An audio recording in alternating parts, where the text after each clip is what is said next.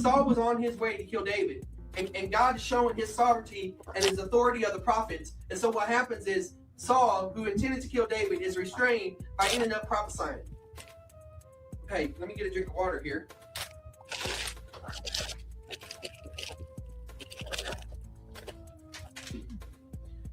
Guess it's not a lecture unless someone grabs the water. Anyway, in 19:18 through 24, what we basically see is that Saul and his messengers are coming versus David and Samuel.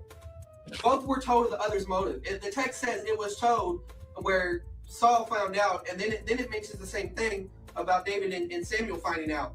So it's just, once again, it's kind of ironic and perhaps poetic that even though Saul thought he had his informants, and he did have them, that were trying to betray Samuel and stuff, God was sovereignly involved in the process so that Samuel and David were not caught unaware. Okay, and then we have the idea of kings versus prophets a little bit. Now we know David's going to be a king, but here we go. Saul as king is coming to kill David, but David is with the prophets. David is with Samuel, and every time Saul sends his soldiers up there, they get underneath the control of the spirit in that sense, and they're not allowed to do that.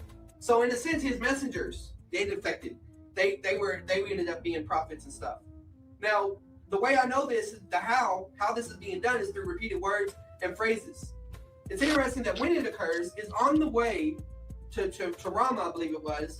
Saul starts prophesying, and then it says he prophesied day and night, which are times that were mentioned earlier, in the sense that, remember, this is at an observation level, but the attacks that occurred in the day and in the night, perhaps there's an idea going on there.